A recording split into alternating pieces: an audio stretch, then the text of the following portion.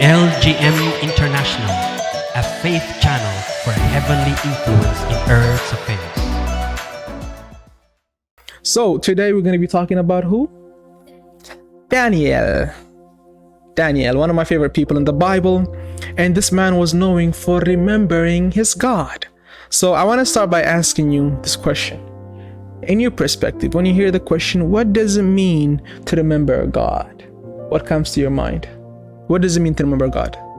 Remembering your God means, in this context of Daniel, or even in our lives, it's just remembering, to actually remember God in the things you're going through, the situations, difficult things, that you remember who He is and who your God is, especially when there's things that are trying to pull you away from Him or trying to make you forget about Him and rely on other things. The first thing that comes to mind when I hear remember your God is pray. Follow-up question is, do you ever get too busy for God? Yeah. You get too busy, right? Yeah. Sometimes we tend to think that thank you, Erica. Erica said it means to remember Him during bad and good times. Yes, yeah. We will see throughout the message today, we'll see throughout the teaching today what it means to remember God in context, in story. We'll see so many things here, but oftentimes we get too busy for God. We think that what we have is more important than God, and it might not be like us saying it. It might not be as me saying, oh, I'm too busy to pray, but it shows in the way that we live. The best thing about life is, more than your words, your life shows what you really believe in. Like, someone can sit here and say whatever they want to say. Ultimately, if you want to know what this person is about, look at their life, and their life will tell you what they believe in, what they think, and everything like that. And especially when it comes to remembering our God, here's something that is very important. People are only able to apply what they understand. So you only live according to your understanding. So someone that has a deeper understanding will live a bit more deeper. Someone that has a basic understanding, it shows in their life. So people that understand how much they need Jesus, they're much more invested in Jesus. It's just your spiritual knowledge. You understand that Jesus, it's an understanding that is in your spirit, that how much you need Him, how much He matters, and how much every day I need to look into His face. It's realizing that every moment and every second is possible through Him. And that is, it happens throughout life, through a word that you might hear, through so many ways. You start to realize how much you need God. And today I want us to learn from Daniel and to understand how important it is to remember your God. And I'll give you pointers. And the first thing that we're going to be reading is we're going to look into the story of Daniel. Read for me Daniel chapter 1 verse 8, and I'll give you context after she reads the verse for us. But Daniel resolved not to defile himself with the royal food and wine, and he asked the chief official for permission not to defile himself this way. At the end of the 10 days, they looked healthier and better nourished than any of the young men who ate the royal food. So the guard took away their choice food and the wine they were to drink and gave them vegetables instead.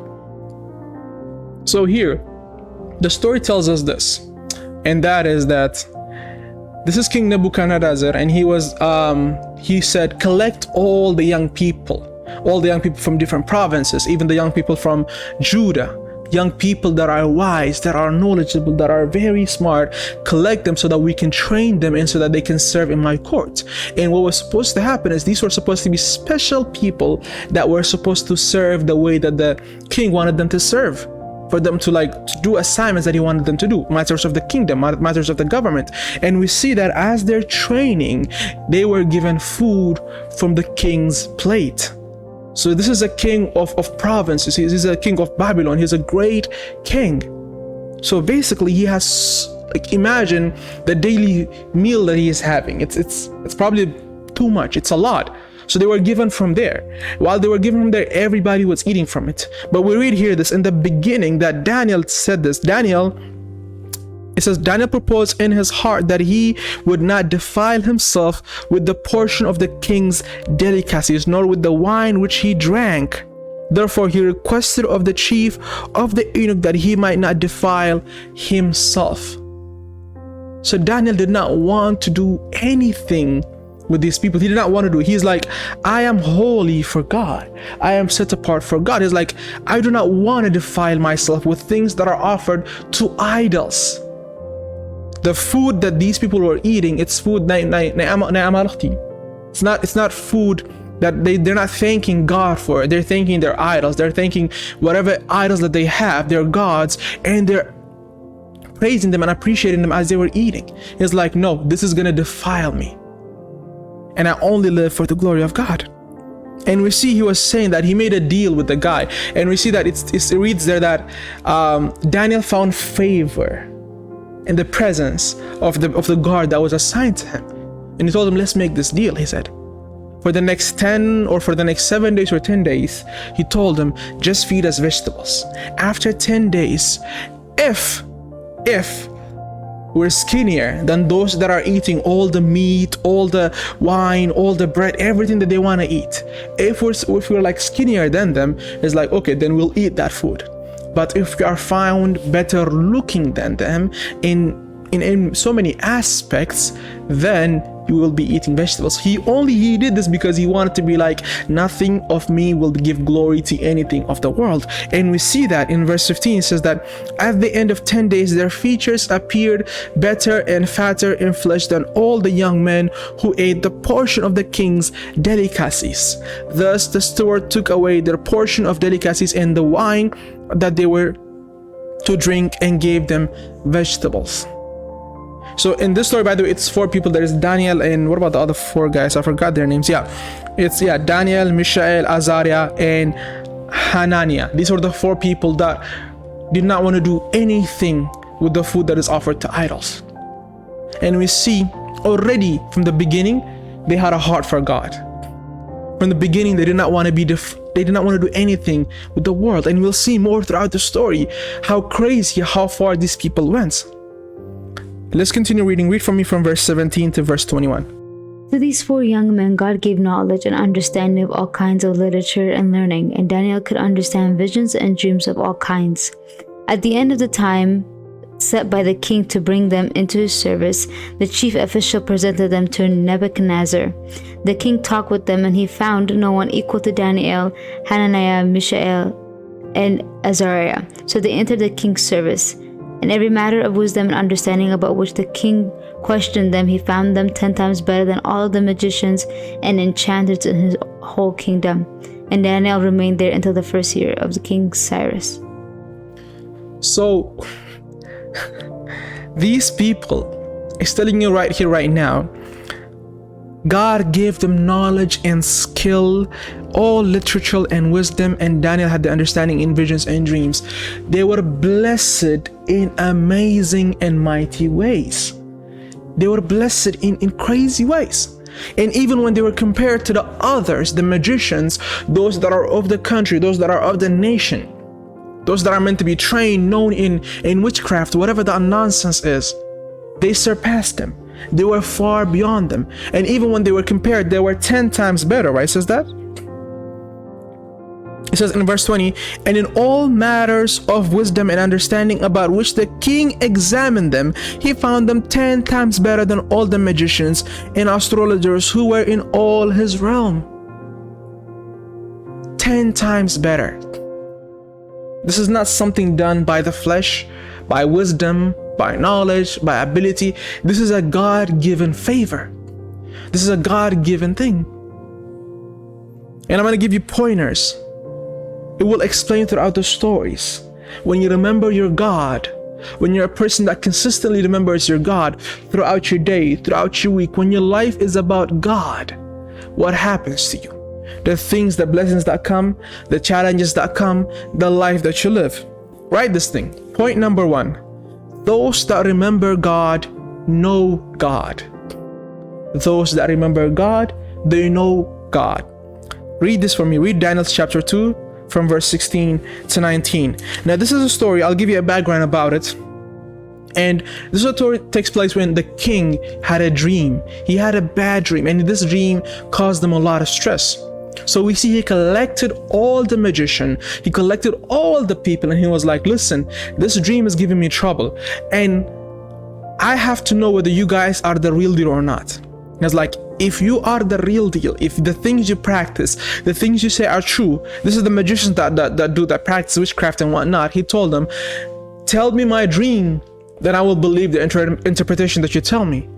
And they tried. They're like, nobody in this kingdom, nobody has done this before. The magicians that he brought, all of them, they're like, nobody has done this before. Nobody can tell what's in a man's heart. Imagine the difficulty that's here. Nobody, they said, can find out the difficulty. No one could know. So you have to tell us your dream for us to interpret it for you. He was angry. It's like, all of you will be killed because you are useless. Now read that verse for me. At this, Daniel went in to the king and asked for time so that he might interpret the dream for him. Then Daniel returned to his house and explained the matter to his friends, Hananiah, Mishael, and Azariah. He urged them to plead for mercy from God of heaven concerning this mystery, so that he and his friends might not be executed with the rest of the wise men of Babylon. During the night, the mystery was revealed to Daniel in a vision. Then Daniel praised the God of heaven and said, That's it. That's good. Do you see what happened? He went into the king and told him, give me time. Let me go speak to my God and I'll bring you an answer. I know when I'm reading these verses, sometimes I'm like, I want to understand the level of difficulty or the level of seriousness of the situation. I'll be like, God, reveal the scripture to me. Give me a revelation. How was it in these times when they did this? He went in front of the king, a king of an empire, of a nation, and he was like, I will bring you the solution. Just give me some time. How did he know? He went back and he said this to them. We read in verse 18, that they might seek mercies from the God of heaven concerning this secret, so that Daniel and his companions might not perish with the rest of the wise men of Babylon. Then the secret was revealed to Daniel in a night vision, so Daniel blessed the God of heaven. They knew if they cried out to God, God answers his prayers. We already know God is giving them favor. So now it's up to them. They knew, if I cry out to God, if I seek the face of God, if I say, God, please, I need you, God does not turn a deaf ear to you. He answers you, and this is an opportunity for God to be glorified. Read for me again, verse 46 to 49. The king Nebuchadnezzar fell prostrate before Daniel and paid him honor and ordered that an offering and incense be presented to him.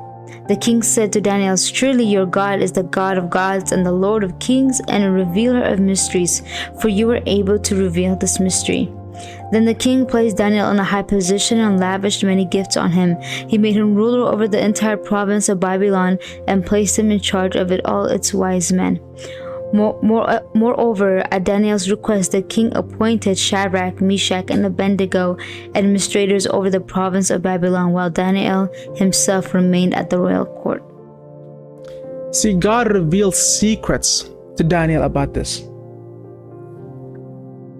The situation was nobody can tell the dream.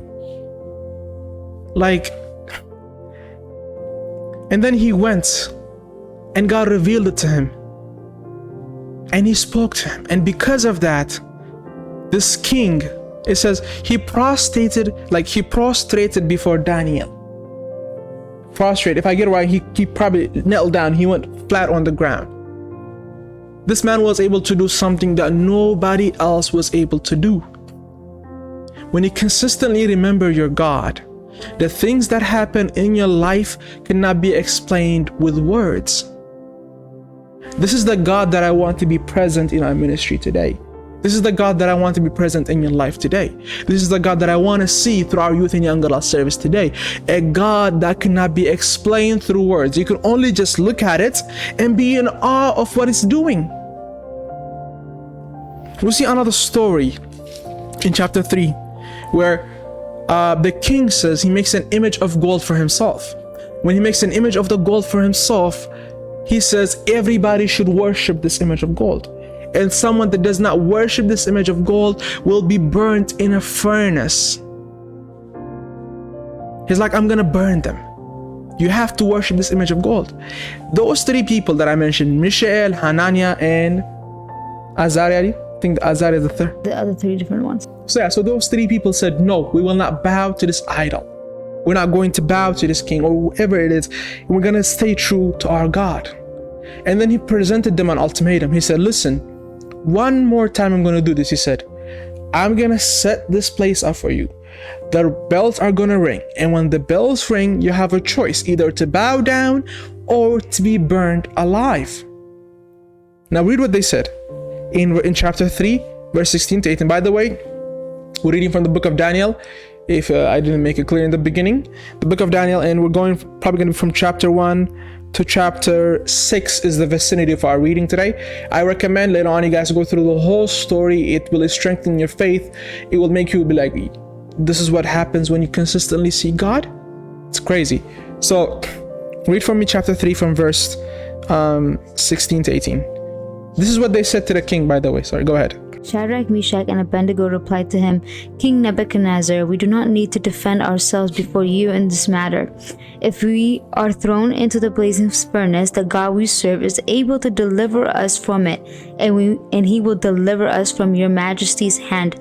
But even if he does not, we want you to know, your majesty, that we do not serve your gods or worship the images of God you have set up. What kind of understanding did they have to say that?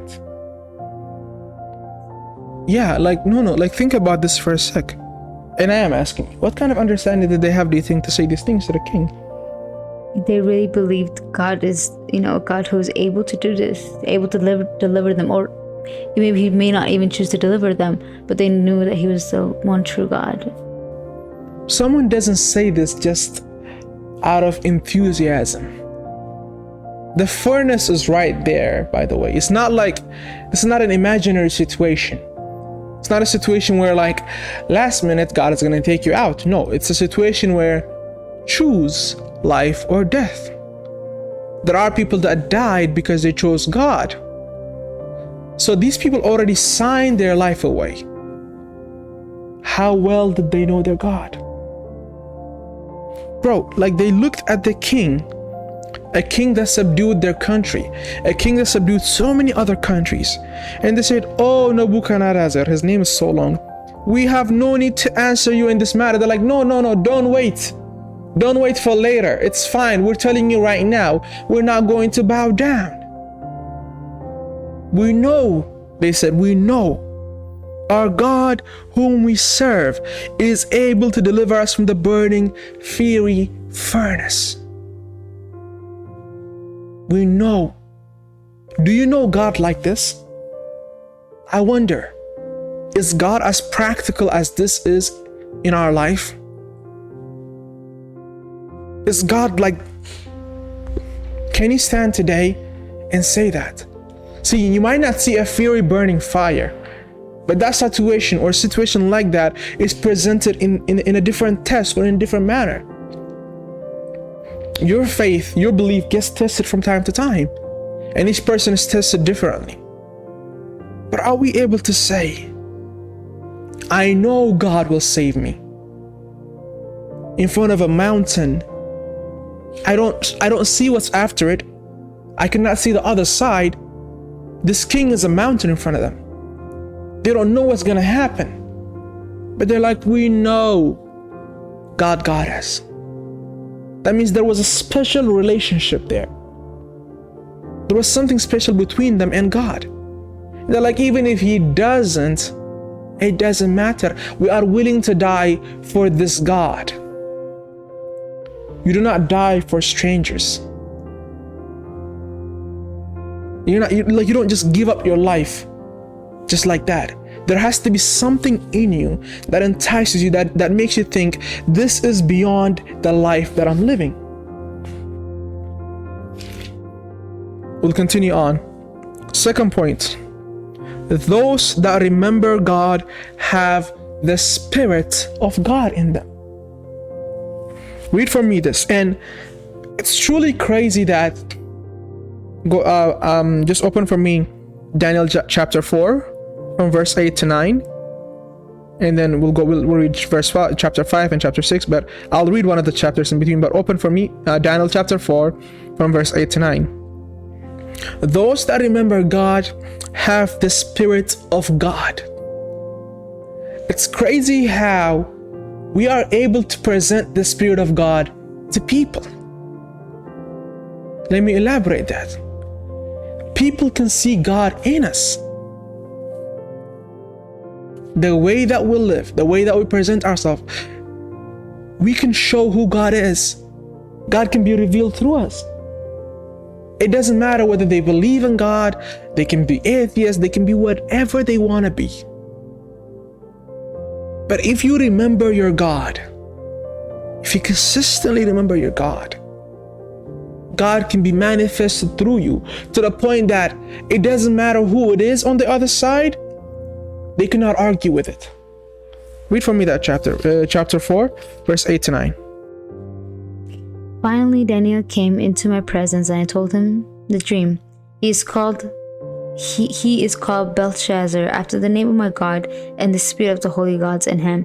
I said, Belshazzar, chief of the magicians, I know that the spirit of the holy gods is in you, and no mystery is too difficult for you. Here is my dream, interpret it for me. Now hold chapter 6 from verse 1 to 3. I'll read chapter 5 for us. So Daniel chapter 5, starting at verse 10, I'm going to read it for you guys. This is what it says. Daniel chapter 5 from verse 10. The queen, because of the word of the king and his lords, came to the banquet hall. The queen spoke, saying, O king, live forever. Do not let your thoughts trouble you, nor let your countenance change. There is a man in your kingdom in whom is the spirit of the holy God. And in the days of your father, light and understanding and wisdom, like the wisdom of the gods, were found in him. Until verse 12, were found in him. The king and King Nebuchadnezzar, your father the king, made him chief of the magicians, astrologers, Chaldeans, and the soothsayers, inasmuch as an excellent spirit, knowledge and understanding, interpreting dreams, solving riddles, and explaining enigmas were found in this Daniel, whom the king named Belshazzar. Now let Daniel be called, and he will give the interpretation. Read for me now chapter 6 from verse 1 to 3. I'll connect all of them together for you in a sec. It's pleased Darius to appoint 120 satraps to rule throughout the kingdom, with 3 administrators over them. One of them was Daniel, and the satraps were made accountable to them, so that the king might not suffer loss. Now Daniel so distinguished himself among the administrators and the satraps by his exceptional qualities that the king planned to set him over the whole kingdom. So in yours it says exceptional qualities. In mine it says excellent spirit.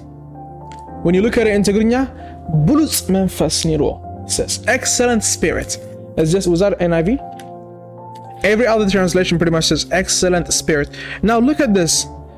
This is 3 different kings. Nebuchadnezzar, his son was it Darius? No, it was Belshazzar was his son. And then after that in Darius, this current king. In each king, through 3 kings, one thing remained through all of them: that Daniel had an excellent spirit. Each king passed on, but the fact that Daniel had the spirit of God in him was known. In the first scene, we see that Nebuchadnezzar had a dream. He had a bad dream about a long tree, and that everybody was coming and feeding from that tree, and then an angel came from heaven, or a voice came from heaven and said, cut down this tree, and the tree is cut, and he sees a bad dream. And he tells him, there is a special spirit. There is a spirit in you. Where is it?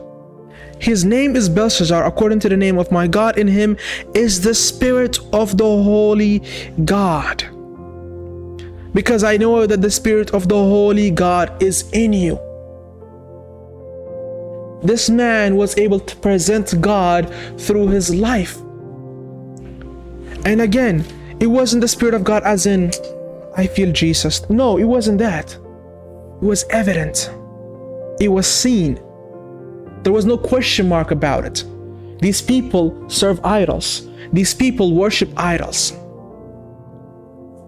but they were able to recognize there is a spirit in him. Even the son of King Nebuchadnezzar, he completely abandoned the ways of his father. He brought the things that the cups and the plates that were set apart for God, like holy cups that were taken from Judah, like from the Judah or from Israel, and they were using it to drink and eat with it, and they were giving glory to the god of iron, to the god of silver. And then a hand wrote saying Mene Mene Tekel, Mene Mene Tekel Oprasin, and he couldn't understand that. He was troubled by it. Nobody can give him a solution. Nobody can give him an answer. Only one man could. In a kingdom filled with so many provinces, one man was able to give him a solution that he needed.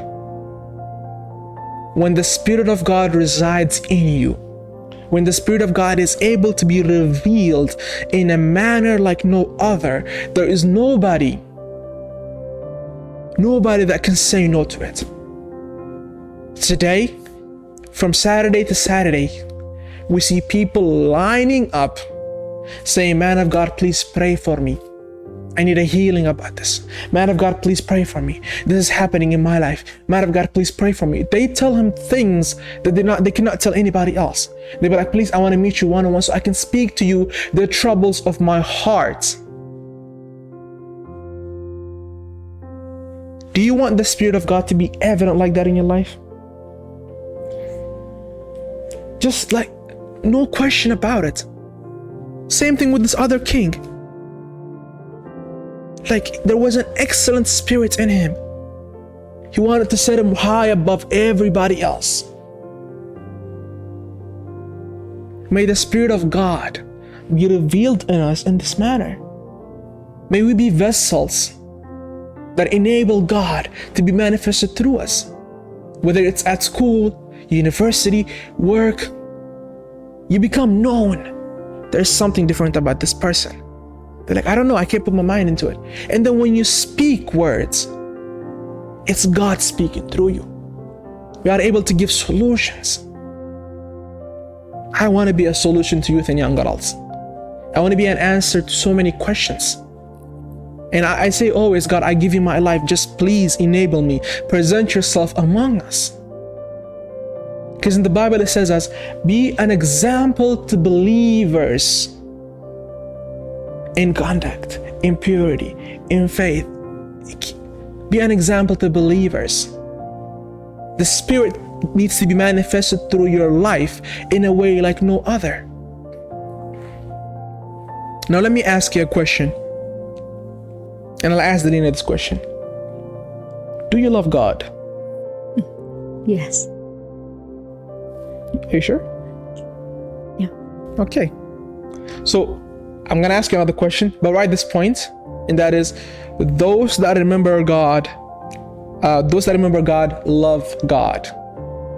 Only those that are deeply in love with God remember Him. The more you are in love with God, the more you remember Him.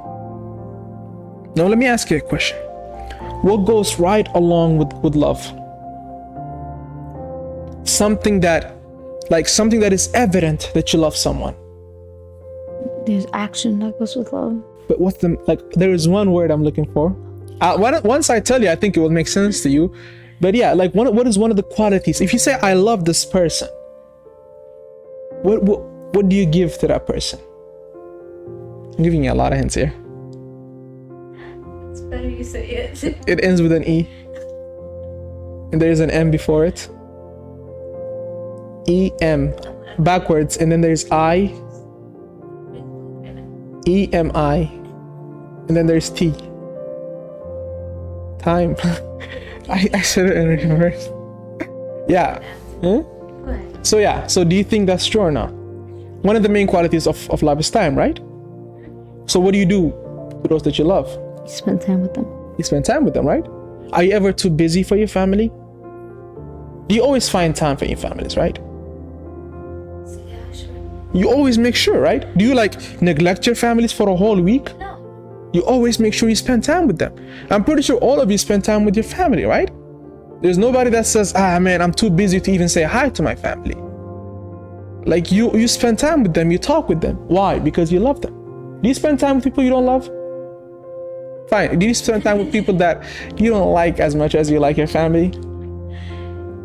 No, that's the appropriate answer. So yeah, true. Yeah, no, like don't be, no. If you don't love someone, you're not gonna spend time with them. It's a boring time. What are you gonna do? You're just gonna be like, how's the weather? There's nothing to talk about because you don't love the person. But when you love the person, there's the vocabulary just flows. You'll be like, how's your day? How's your week? What did you do? It just flows, and conversation gives birth to other conversations. Have you ever had these times when you're with someone that you truly love and you just start talking about something and you see it just continues to flow, and then all of a sudden, like, you get to a conversation, you're like, when did we start this?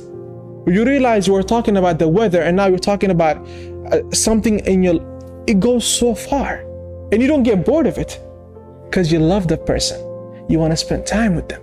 You want to talk with them. Those that love God, give God their time. It doesn't matter how busy you are.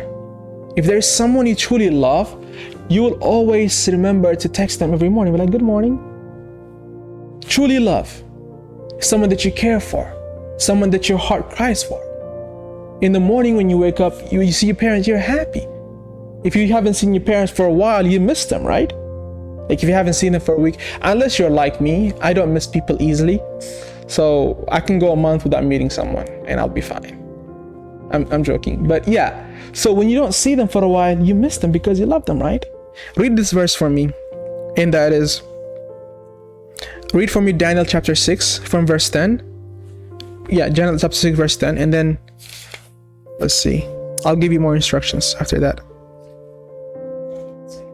Daniel chapter 6 verse 10. Should I give context? I'll give context after you read it. Now when Daniel learned that the decree had been published, he went home to his upstairs room where his windows opened toward Jerusalem. 3 times a day he got down on his knees and prayed, giving thanks to his God just as he had done before. So I'm gonna quiz Delina on her Bible knowledge. What's the background to this verse? There was a decree made that you're only supposed to not praise it or pray to a certain... So we read something about Daniel in the beginning, right? That he was set above the other governors, right? And they didn't like that. Mm-hmm. So yes. Connect the stories now. They said they made a decree, like a law, that you couldn't pray to anyways any other god, or is it? I forget specifically what the law was. You need to refresh your Sunday school references knowledge. Here. Yeah. But Daniel continued to pray with his window opened and showing he wasn't even hiding it. Good job, Dana. She tried to give us a little bit of information. I'll give you the full scale now. We read that they were jealous of Daniel, right? And because they were jealous of Daniel, they wanted to find ways to bring him down. They wanted to find ways so that he would not get promoted. This man is already busy as enough. And because of that, they went to the king and they're like, King, you are so great and so mighty. You are so high above. I mean, the king already has a big head to begin with. He took down one of the greatest kingdoms there is. There is a lot of people. He has a lot of provinces. He's rich. He already has a big head. He doesn't need any more. So it's easy to tip him to where you want him to go. So they went and told him, like, let's make a decree. You are supposed to be worshipped. And always we see in the Bible that when people are praised and when these things are said about people, they always agree to it. So like, you should be worshipped. So like, let's do this. Nobody is allowed to bow down for the next 30 days to anything else but the idol that you set up. And if anybody is found praying to any other god, what happens is they will be sent down to the lion's den. But what did Daniel do? He remembered his God. Same scenario we had with the furnace. He remembered his God. He loved his God so much that he's like, you know what? I'm busy. Try to run. How can I do this? Be in charge of an event and then find out how busy you'll be. I said this man was running 120 provinces and still found time to pray 3 times a day. In the beginning, I told you something. People are only able to apply according to your understanding. Riddi'it, it's not a knowledge, it's spiritual understanding. The spiritual understanding that you have enables you to live a life that either is going to be so dependent on God or langa langa, as if they say 50-50. The understanding that you have of Jesus, the understanding that you have of the love of God, the understanding that you have of what He did for you, who He is, it'll either push you to be like, I have to remember Him every single day, or you're going to forget Him from time to time. It's just, that's how it is. Because we see this man, he's busy. He doesn't have any time to play around. He's running the affairs of a government. He's running the affairs of this whole kingdom. Still found time to pray 3 times a day. Still found time to seek the face of God 3 times a day. Still found time to remember his God. And because he remembered his God, we see what happened to him. He just kept going from glory to glory, from the glory. The last point, and this is what I'm going to finish with, and that is, God remembers those that remember Him. When you remember your God remembers you. Oftentimes, when you remember your God, it might feel like you're wasting your time. As I said maybe 2 weeks ago, I was talking feelings versus reality. Oftentimes our feelings may tell us God is not listening to you. But those that remember God, God remembers them. And we'll read a couple of verses. Number 1 is, read for me Daniel chapter 3, verse 24 to 30. We're going back to the furnace story. The king Nebuchadnezzar leaped to his feet in amazement and asked his advisors, "Weren't there 3 men that were tied up and threw in the fire?" He replied, "Certainly, your majesty." He said, "Look, I see 4 men walking around in the fire unbound and unharmed, and the 4th looks like the son of the gods." Nebuchadnezzar then approached the opening of the blazing furnace and shouted, "Shadrach, Meshach, and Abednego, servants of the Most High God, come out, come here." So Shadrach, Meshach, and Abednego came out of the fire, and the satraps, prefects, governors, royal advisors crowded around them. They saw that the fire had not harmed their bodies, nor was a hair on their heads signed. Their robes were not scorched, and there was no smell of fire on them. Then Nebuchadnezzar said, "Praise to the God of Shadrach, Meshach, and Abednego, who has sent his angels and rescued his servants. They trusted in him, and he defied the king's command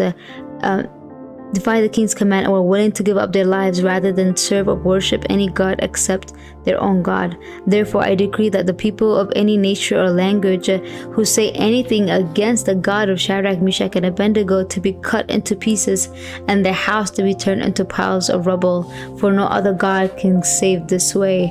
Then the king promoted Shadrach, Meshach, and Abednego in the province of Babylon. I'll read chapter 6 for us. And I'll start out reading from verse 14.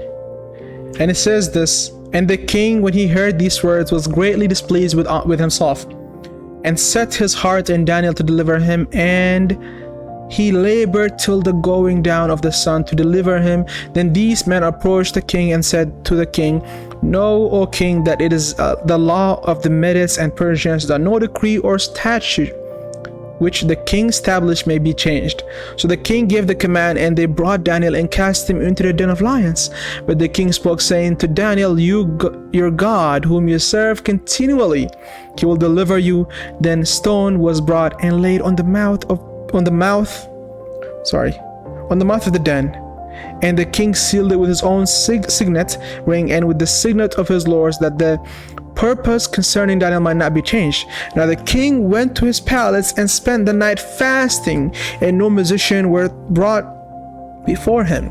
Also his sleep went from him. Then the king arose very early in the morning and went in haste to the den of lions. And when he came to the den, he cried out with lamenting voice to Daniel. The king spoke, saying to Daniel, "Daniel, servant of the living God, has your God, whom you serve, continually been able to deliver you from the lions?" Then Daniel said to the king, O king, live forever. My God sent his angel and shut the lion's mouth so that they have not hurt me, because I was found innocent before him. And also, O king, I have done no wrong before you. And it says the king was so glad. He was so happy. And he sent the people that put Daniel in this trap. And he said before they even got down, the lions ripped them apart and ate them. And then the king said this. He made a decree in every language that there was present in that city. He said, peace be multiplied to you. I make a decree that in every dominion of my kingdom, man must tremble and fear before the God of Daniel, for he is a living God. When you remember God, God remembers you. God does not forget those that remember him. God does not forget those that cry out to him. God does not forget those that day and night call out his name. We read after they said that to the king said, make the furnace 7 times, the fire 7 times stronger. And then when they threw them, the people that threw them got eaten by it. It was so strong that those that threw them was burnt. They were not even in the fire. The fire just came and ate those that threw them in the furnace. And then he saw a 4th person there. It's like, I see someone as a resemblance of the Son of God. And they walked out. Even their clothes was still intact. Like, burn your clothes today and see what happens. Don't even put it in that furnace. Just a little bit of fire and see what, heat it up. Like, put a heater beside it and see what happens. But a furnace 7 times as strong. Even their clothes was fine. The fire was like AC for them. I'm pretty sure it was a very cool. They were not even sweating. They were just relaxed and they were just walking out. Only the rope was burnt. Only the rope was cut out. This is the kind of God that they have. Hungry lions, hungry. And you know how hungry they were? Is because when he sent the other ones, it's written, before they even went down, before they were even let go, while they were still in the air, the lions jumped and ripped them apart. So it's crazy that God remembers those that remember him. God becomes a living God to those that remember him. So here's a challenge for you today. Make it your job. Make it a part of your life. Tell God, I want to remember you daily. Give me a deep understanding of who you are in my life. I need to know more of you. Because I'm not reading this Bible just so that I'll be like, oh, wow, nice story. I'm reading this Bible so I can see it happen in my life. This is a reference of what God can do. God has bigger plans for me. God has bigger things for you. He wants to manifest in your life in a way never seen before. Look into the Bible. Each man of God that remembered God, God was manifested in a different way, in a way special to him. It's crazy. The God that we serve is a living God. And we need to remember him consistently in our daily. We need to make it our job to remember him. With my ability, according to what I can do, I will remember him every day until he gives me grace to consistently just sit in his presence. I will do my best to remember him every day, because when I read these stories, it's either 2 things. Either this Bible is a lie, this Bible is fake, this Bible is just a inspirational story written for us, or this Bible is real. The word that is written here is life. And if it's life, that means it could happen in my life as well. That means God can be manifested the same way in my life as well.